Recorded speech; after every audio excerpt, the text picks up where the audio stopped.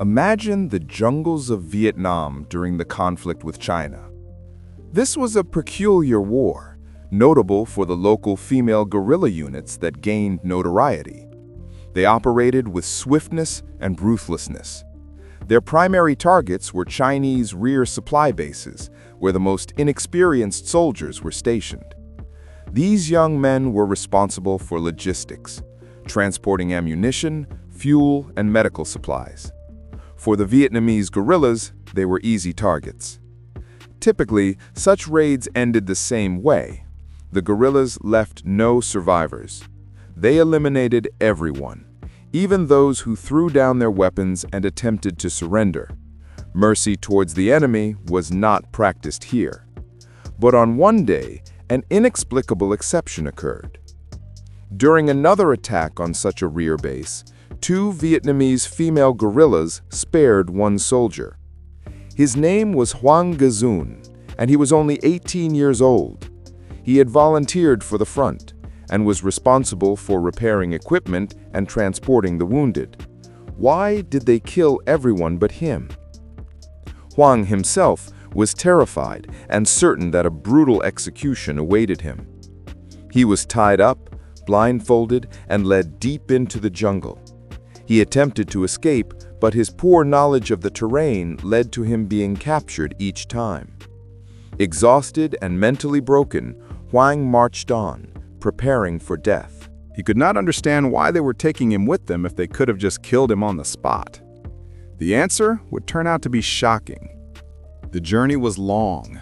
Blindfolded, Huang could rely only on his hearing, and it was precisely his hearing that allowed him to learn the shocking truth. He overheard a conversation between his two captors. It turned out they were tired of the war and had decided to desert, planning to live deep in the remote jungle. They had taken him with them for a very specific purpose. He had caught their eye with his appearance and was intended to become their personal slave for carnal pleasures. Their final destination was a well-concealed hut made of bamboo and leaves. Thus began a new life for Huang, one more akin to a nightmare. His duties were strictly defined, exhausting domestic labor and, most significantly, satisfying the desires of each woman in turn. He did not give up on attempts to escape. Once, asking to be excused under the pretext of needing a toilet, he bolted into the thicket. However, unfamiliar with the local wildlife, he stumbled upon a venomous snake and was bitten. The poisoning was severe. He lost consciousness and no longer hoped to survive. But the women found him, and instead of leaving him to die, they began to nurse him back to health. One of them, named Pai Na, was especially diligent in her efforts. She prepared decoctions, applied poultices, and cared for him day and night. During this time, a peculiar bond formed between them. Huang began to see not just his jailer in her, but a human being. He started learning Vietnamese, and she, in turn, began to show him warmth. The feelings turned out to be mutual. Soon after, Pina gave birth to his child. Thus, Huang Gazun, the captive, found something resembling a family in the remote forest. His daily life settled into a routine, and 13 years passed in this strange symbiosis of captivity and attachment.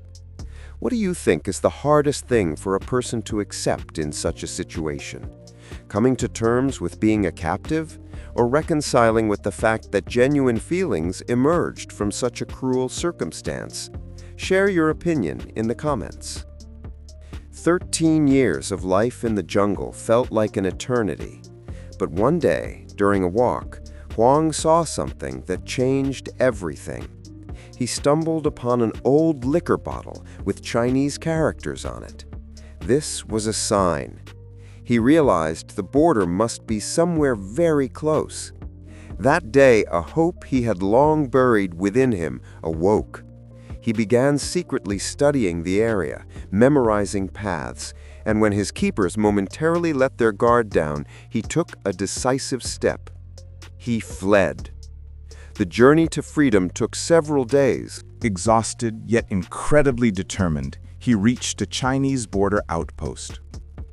He was taken home to his native village, where everyone had long considered him dead.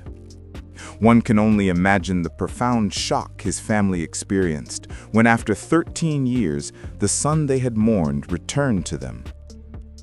He recounted his incredible story to the police and his relatives. But here is what is remarkable.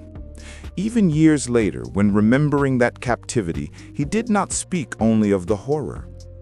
Until his final days, he regretted that he never saw his child or Pina again, the woman whom he admitted he had genuinely come to love under those inhumane conditions.